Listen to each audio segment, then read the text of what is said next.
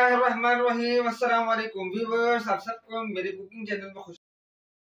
आज हम बनाने जा रहे हैं अपने किचन में झटपट से तैयार होने वाले जीरा राइस बनाएंगे और ये इंतहाई आसान तरीके से हम आपको बताएंगे और ये बहुत कम वक्त में आपकी जीरा राइस बनेंगे और न्यू बिगिनर्स के लिए भी ये जीरा राइस बनाना इंतहाई आसान है।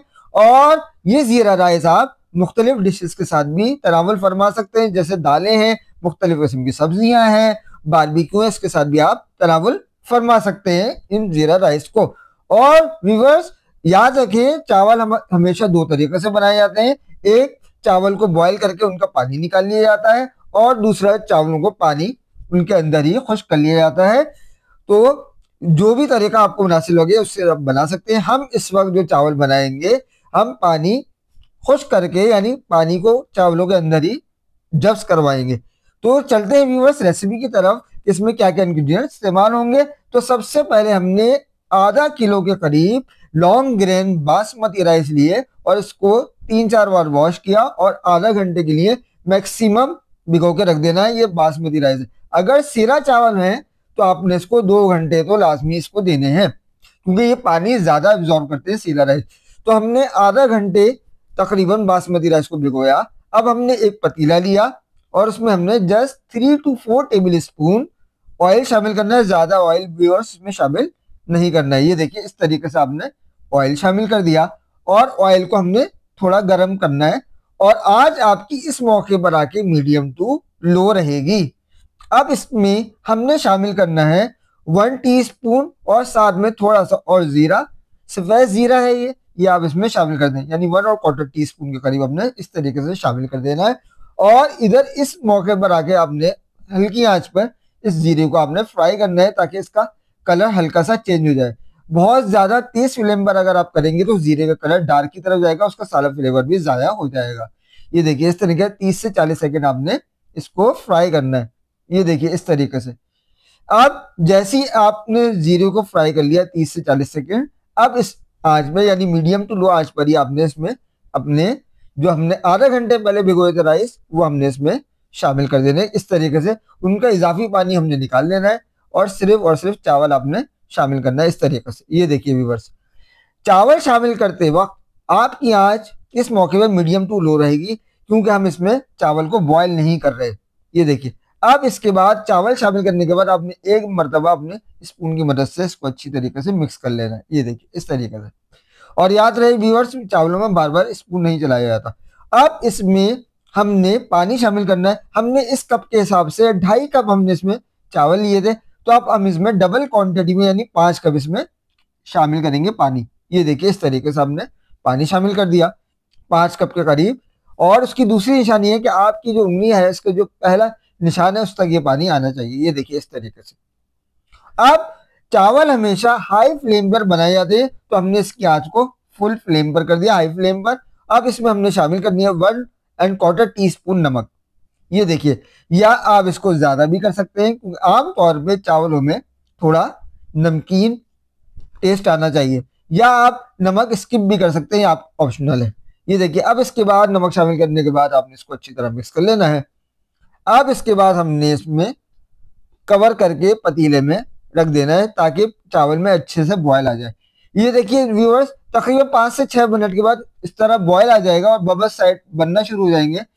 इस मौके पर आकर आपने एक मरतबा आपने हल्के हाथ से अपने चावलों को अच्छी तरीके से मिक्स कर लेना है। याद रहे व्यूअर्स कि चावलों में बार बार स्पून नहीं चलाया जाता।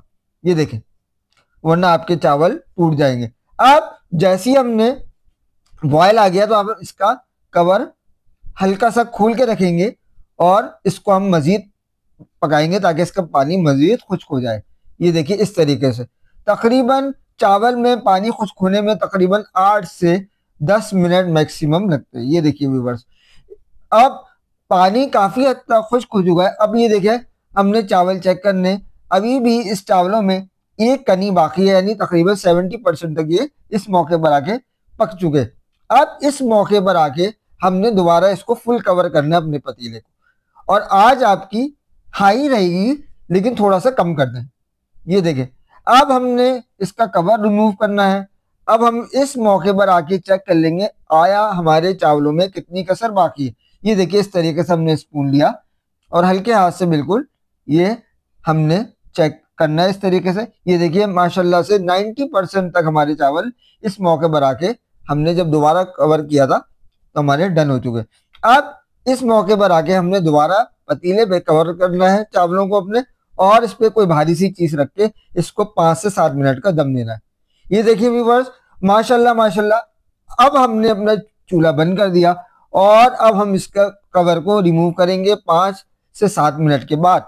और याद रखिए चूल्हा बंद करने के 5 मिनट तक आपने चावलों को छेड़ना नहीं है, उसके बाद आपने इसको हल्के हाथों से इस तरीके से मिक्स करना है। ये देखिए माशाल्लाह अल्हम्दुलिल्लाह हमारे जीरा राइस पककर तैयार हैं और आप देखें हर दाना खिला खिला है और चावल आपके टूटे भी नहीं है। ये देखिए इस तरीके से आपने अच्छे तरीके से मिक्स कर लेना है। ये देखिए चावल को हम चेक करवाते हैं, ये माशाल्लाह से फुल डन है, पूरे गल भी गए हैं और टूटे भी नहीं। इसका सबसे बड़ी जो वजह है वो ये कि हमने इसमें ज्यादा स्पून नहीं चलाया। जी तो व्यूवर्स हम अपने जीरा राइस को अपने खूबसूरत सी डिश में निकाल रहे हैं। ये देखिए व्यूवर्स आपने इस तरीके से अपने चावलों को फैला फैला के अपने डिश में निकालना है। ये देखिए इस तरीके से व्यूवर्स, और अब आप देखेंगे कि माशाल्लाह चावल का हर दाना खिला खिला है और चावल आपस में जुड़े भी नहीं है। इस तरीके से आपने फैला फैला के अपनी डिश में रखना है। तो व्यूवर्स अल्हम्दुलिल्लाह हमारे जीरा राइस बनकर तैयार हो चुके हैं और इसमें हर चावल का दाना खिला खिला है और बहुत अच्छी खुशबू भी आ रही है। उसको आप मुख्तलिफ डिशेस में इस्तेमाल कर सकते हैं जैसा कि हम आपको पहले बता चुके हैं। तो व्यूवर्स उम्मीद करते हैं कि आपको ये जीरा राइस की आसान रेसिपी बहुत अच्छी लगी होगी। अगर मेरी वीडियो आपको पसंद आए तो व्यूवर्स मेरी इस वीडियो को एक लाइक ज़रूर करिएगा और वीडियो पर कमेंट ज़रूर करिएगा और अपने फ्रेंड्स एंड फैमिली मेंबर में शेयर करिएगा और चैनल को सब्सक्राइब करिएगा और बेल आइकन को लाजमी प्रेस करें। मिलते हैं व्यूवर्स नेक्स्ट रेसिपी में, जब तक के लिए अल्लाह हाफिज।